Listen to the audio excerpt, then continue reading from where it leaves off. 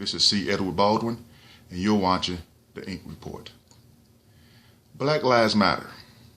It's a movement that has grown in intensity the past few months, spurred by the deaths of people such as Trayvon Martin, Michael Brown, Freddie Gray, among others, dying in the hands of police.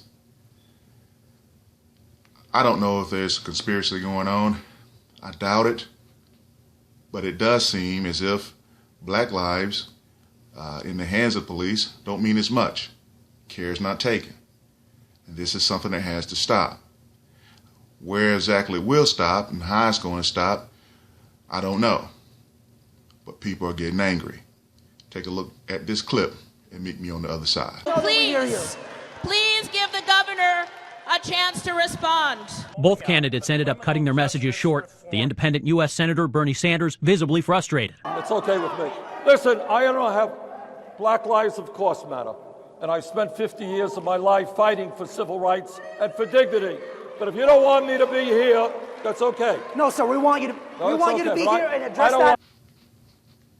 That demonstration took place in Phoenix over the weekend. And as I would say that the anger might be a little misdirected at Bernie Sanders and Michael O'Malley, I'm sure both of those individuals understand where the anger stems from. When I first saw the story, I was kind of unsure how I wanted to approach it. That I want to focus on the anger, that I want to focus on the movement, that I want to focus on the fact that the two politicians that a lot of the anger was directed at maybe the anger was a little bit misplaced.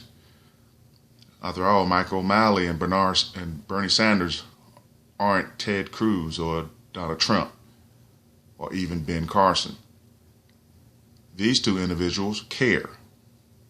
They understand that Black Lives Matter, and they understand that there's such a thing as structural racism that could contribute to why so many of our youth and our black people are being killed at the hands of police. Yes, there have been individual cases where the tension might have been heightened by the attitude of the person. But I've seen a lot of cases where if it's Caucasian picked up, tension's heightened, Caucasian somehow seems to come out still breathing. I don't know, like I said, I don't know what's going on. I know something has to be done. I'm one of the firm believers that in order to exact change, sometimes anger, as you've seen in this clip, has to be demonstrated.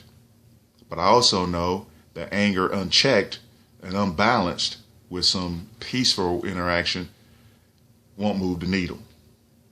But people need to know that this is concerning.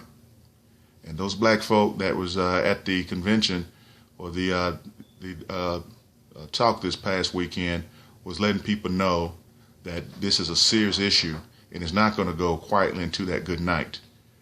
But there's another thing that I would also want to see as well. Like I said, the anger was directed at Bernie Sanders and Michael O'Malley this weekend. But I would love to see some of that anger directed at some Bloods, some Crips, some MS-13, some of the gangs that are operating in so many of our cities today that are killing more black folk than the police. We got to put anger everywhere. It's all hands on deck. Everyone has to understand that Black Lives Matter, not just white politicians. And some of the systemic problems that are happening within our community, we have an opportunity to do something about it on the grassroots level. We have to improve our education. We have to read more. We have to make concerted efforts not to be in trouble. We have to make concerted efforts to understand the law, to understand how to interact with police. So there's a lot of things that has to be done before structural racism is eliminated on all levels. But it's something that we can do, because remember, we've been enslaved a long time, and our ancestors fought through that. We had to fight through Jim Crow laws. It's separate but equal. So we're still in a battle for complete equal rights across the board.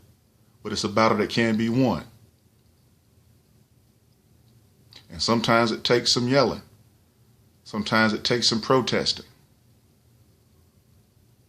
And sometimes it takes some personal reflection. Black lives matter.